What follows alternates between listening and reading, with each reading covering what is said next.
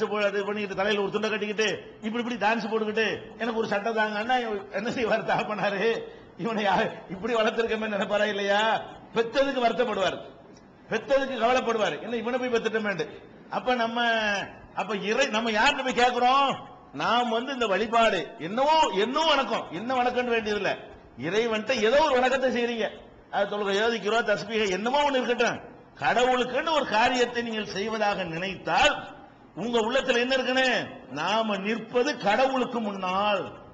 இந்த காரியத்தை இறைவனுக்கு வணக்கம் என்று நம்ம செய்கிற இந்த காரியத்தை நம்ம அப்பனுக்கு முன்னால், நமக்கு படிச்சிருந்த வாத்தியாருக்கு முன்னால், நம்ம உள்ளூர் பஞ்சாயத்து தலைவருக்கு முன்னால், ஒரு போலீஸ் அதிகாரிக்கு முன்னால், ஒரு முதலமைச்சருக்கு முன்னால், ஒரு பிரதமருக்கு முன்னால் நம்ம செய்வோமா? மாட்டோம் என்று இருந்தால் அது எப்படி இறைவனுக்கு முன்னால் செய்வீங்க? அது செய்ய மாட்டீங்க. செய்வதற்கு உங்க உடம்பு மனசு எல்லாம் கூசுகிறது என்று சொன்னால் அப்ப இறைவனை பற்றி உங்களுடைய கணக்கு என்ன? இறைவனை பற்றி உங்களுக்கு இருக்கிற மரியாதை என்ன? இந்த அளவு தானே? இந்த சாதாரண வாப்பாக்கு தகப்பனார் கொடுப்பீங்களா, அதுக்கும் கம்மியான மரியாதை தான் கொடுப்பீங்களா? அதை விட கீழ் நிலையில உள்ள கௌரவம் கொடுக்கிறதுக்கு பேர் வணக்கமா? அப்ப நம்ம என்ன இன்னைக்கு உலகத்துல பார்க்கிறோம்? நிர்வாணமாக இருப்பதை வணக்கம் என்று நினைக்கிறார்கள். நபிகள் நாயகம் ஸல்லல்லாஹு அலைஹி வஸல்லம் காலத்தில் கூட அவங்க எல்லாம் ஆடையோட தான் இருப்பாங்க. கஅபாவுக்கு தவாப் செய்யும் பொழுது மாத்திரம் எல்லாத்தையும் அவுத்து போட்டு வந்துருவாங்க. என்ன அதுக்கு ஒரு தத்துவம், நம்மளை இறைவன் எப்படி படைத்தானோ அப்படித்தான் இறைவன் ஆலயத்துக்கு வரணும். பிறக்கும் போது இதெல்லாம் இருந்துச்சு, சட்டையோடவா பிறந்தோம், சேலையோடவா பிறந்தோம், அப்படி தானே பிறந்தோம், பிறந்த மேனிக்கு தான் நாங்க வருவோம், அதான் இறைவன் விரும்புவான்னு சொல்லி உங்களை ஒரு கணக்கு எடுத்துக்கொண்டு நம்ம பிறந்த மேனிக்கு வருவோம்னு சொல்லி காபத்துல்லாவில் நிர்வாணமாக தவாப் செய்து கொண்டிருந்தார்கள். இது அன்னைக்கு இருந்த அரபியர்கள் செஞ்சது.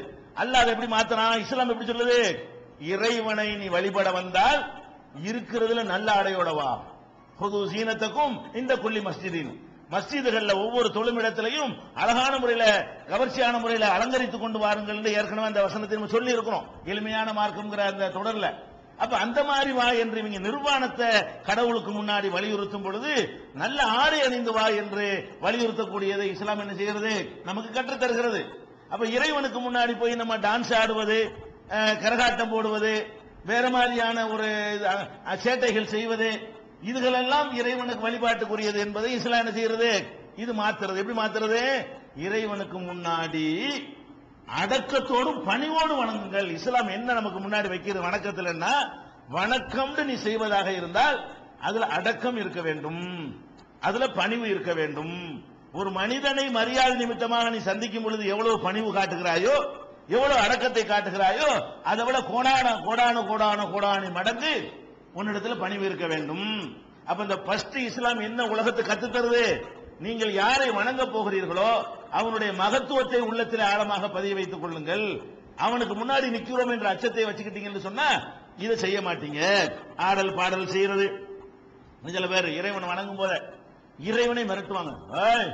என்ன அப்படி மிரட்டுவோம்ல ஒரு ஆளை, அந்த மாதிரி இறைவன்ட்ட கேட்கும் பொழுது எத்தனை தடவை நான் உனக்கு உண்டியல்ல காணிக்கை போட்டு விட்டேன், உனக்கு கண்ணு இருக்கிறதா, என் கோரிக்கை நீ நிறைவேற்ற மாட்டியா அப்படின்னு யாரை மிரட்டுறது? இறைவன்ட்ட போய் கேட்க போறோம். முதலமைச்சர்கிட்ட போய் கேட்க போகும் பொழுது ரோட்ல நின்று கத்துறவர்களை பார்க்கிறோம். அங்க போய் சந்திக்க போய் என்ன செய்வாங்க? எத்தனை தடவை உங்கள்ட்ட கேட்கறது, தரையில இல்லையா, தரணும்னு நினைக்க தரமாட்டேன், தரணும்னு நினைக்கிறாள் என்ன செய்வான்? தர முடியாது, போட என்ன செய்வேன் அப்படி வருமா இல்லையா? அப்ப நம்ம இறைவன்ட்ட போய் கேட்கக்கூடிய நேரத்துல நம்ம எப்படி கேட்கணும்? நம்முடைய பிரார்த்தனைகள்லாம் எப்படி இருக்கணும், வணக்கங்கள்லாம் எப்படி இருக்கணும்னு கேட்டா பணிவா இருக்கணும், அடக்கமா இருக்கணும், மென்மையா. நம்ம ஒரு அடிமை, அவன் எஜமான், நமக்கு எந்த ஒரு ரைட்ஸும் கிடையாது, நமக்கு எந்த ஒரு உரிமை கொடுத்து வச்சிருக்கல அல்லாட்ட. நம்ம அவனா பிச்சை தான் போடுறான். அப்ப பிச்சை கேட்கக்கூடிய நேரத்துல நம்ம எப்படி கேட்கணுமோ அந்த நிலையில் நம்ம இருக்கணுமே தவிர என்னமோ நமக்கு அவன் தந்துதான் ஆவணுங்கிற மாதிரி, நம்ம என்னமோ இறைவனுக்கு கொடுத்து வச்ச மாதிரி, நம்ம போடுற இந்த காணிக்கையெல்லாம் அவனுக்கு தேவைங்கிற மாதிரி, இவ்வளவு ரூபா அவனுக்கு போட்டிருக்கான் எனக்கு தரமாட்டியா, இது உண்டியல்ல போய் நான் 1 லட்சம் ரூபாய் போட்டிருக்கிறேன், நீ என்ன என் கோரிக்கை நிறைவேற்ற மாட்டேங்கிற அப்படின்னா என்னமோ லஞ்சம் கொடுக்கிற மாதிரி, இறைவன்கிட்ட பேரம் பேசுற மாதிரி, நான் உனக்கு தந்தல எனக்கு தர வேண்டியதானே. இந்த மாதிரியான இறைவனை மிரட்டுறது, இறைவனை ஏசுற மாதிரி, இதெல்லாம் வணக்கங்களா உலகத்தில் இருக்கிறது. உலகத்துல இறைவன் கடவுள் சொல்லி அவனை ஒரு கேலி பொருளாக, அகில உலகத்தையும் படைச்ச ரட்சகனை கேலி பொருளாக ஆக்குவதில் அது தவறுன்னு கூட உணர மாட்டேங்கிறாங்க. நம்ம இதை செய்யறோமே, இது யாருக்கு செய்யறோம்? எவன் நம்மளை படைச்சான்னு நினைக்கிறோமோ அவனுக்கு செய்யறோம், எவன் நம்மளுக்கு உணவு தர்றான்னு நினைக்கிறோமோ அவனுக்கு செய்யறோம், எவன் இந்த உலகத்தை எல்லாம் கண்காணிக்கிறான் நினைக்கிறோமோ அவனுக்கு செய்யறோம், எவன்கிட்ட நம்ம பிரார்த்தனை செய்யறோமோ கோரிக்கை நிறைவேற்றுவான்னு நினைக்கிறோமோ அவனுக்கு செய்யறோம்.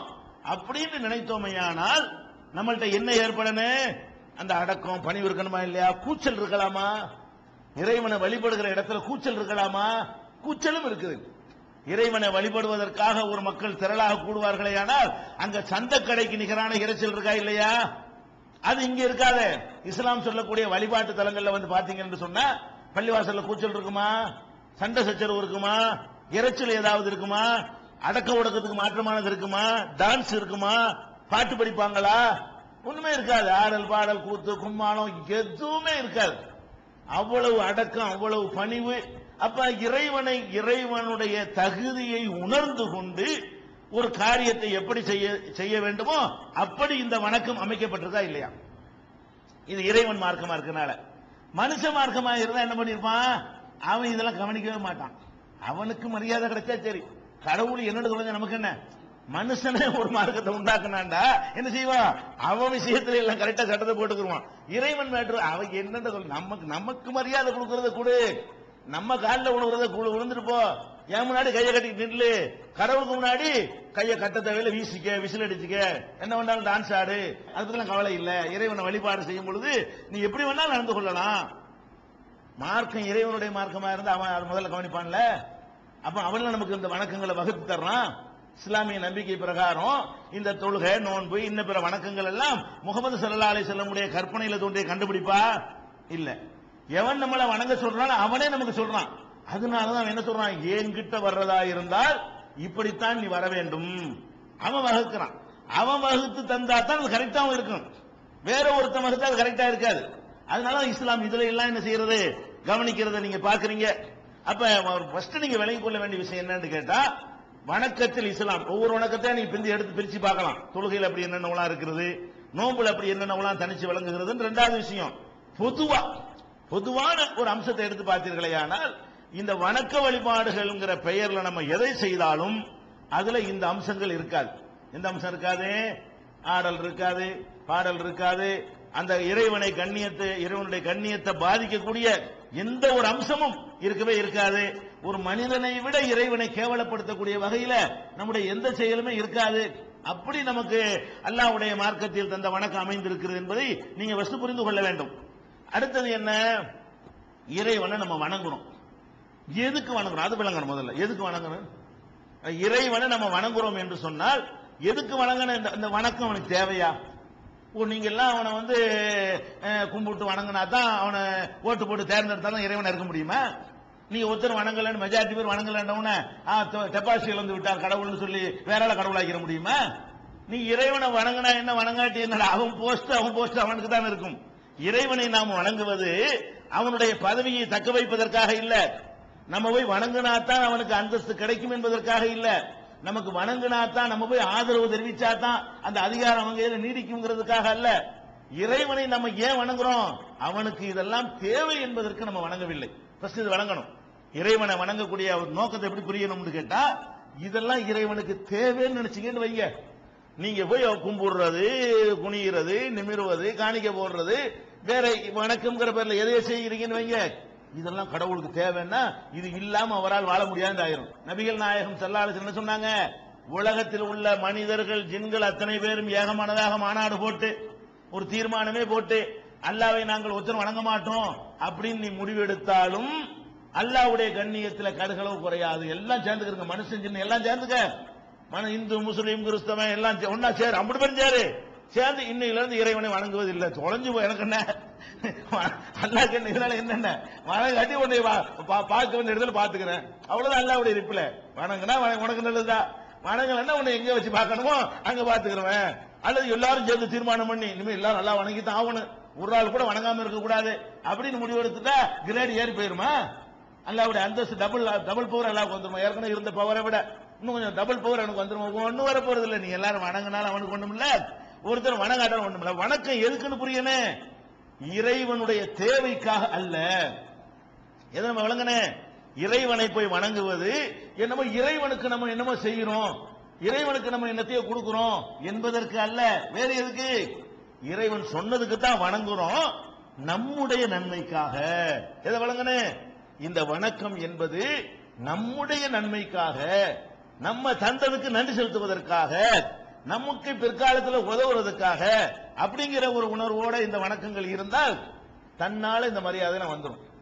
நம்ம அவனுக்கு என்னமோ செய்யறோம்னு நினைச்சாதான் நம்ம மரியாதை குறைய நடத்துவோம். நம்ம அவனுக்கு ஒண்ணுமே செய்யல, அவன் செஞ்சதுக்கே இது பத்தாது நன்றி அப்படின்னு நினைச்சு செய்தால் இயல்பாக நமக்கு என்ன வந்துடும், இவ்வளவு சூப்பர் பவருக்கு முன்னாடி, இவ்வளவு பெரிய கருணையாளனுக்கு முன்னாடி இந்த அளவுக்கு வாரி